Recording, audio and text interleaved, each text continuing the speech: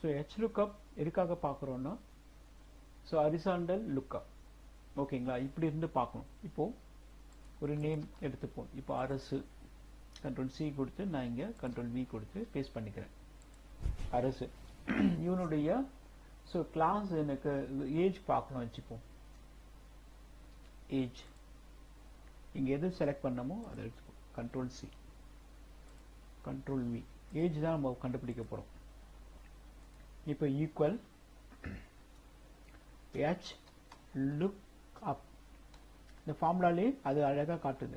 Lookup value age தென் table array எடுத்துகிட்டு வந்துட்டோம். Comma தென் index காலம். ஸோ ரோ இண்டெக்ஸ் காலம். இப்போ எதெல்லாம் நம்ம பார்க்குறோம். ஸோ இப்போது அரசு வந்து எதிராவில் இருக்கான், 4th இருக்கான். அப்போ இங்கேருந்து கவுண்ட் பண்ணணும். நேம்லேருந்து கவுண்ட் பண்ணும்போது 5th வரும். அப்போ ஏஜ் வந்து 5th இருக்கு. Double quotation 5th.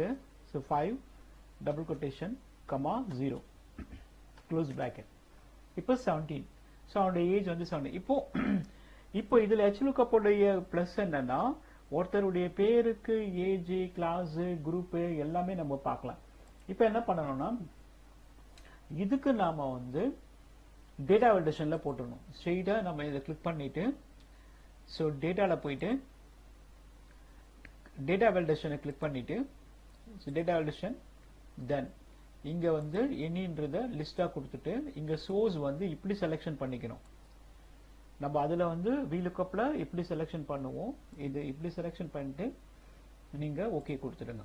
இப்போது அரசுடைய ஸோ நம்ம வந்து கிளாஸ் பார்த்துக்கலாம், அவனுடைய குரூப் பார்த்துக்கலாம். அப்போது ஒவ்வொருத்தருடைய டேட்டாவும் நம்ம இண்டிவிஜுவலாக பார்க்க முடியும். இதுதான் வந்து HLOOKUPக்கும் VLOOKUPக்கும் இருக்கிற வித்தியாசம்.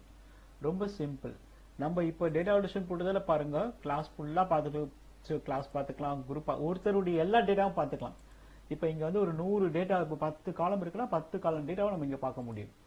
ஓகேங்களா?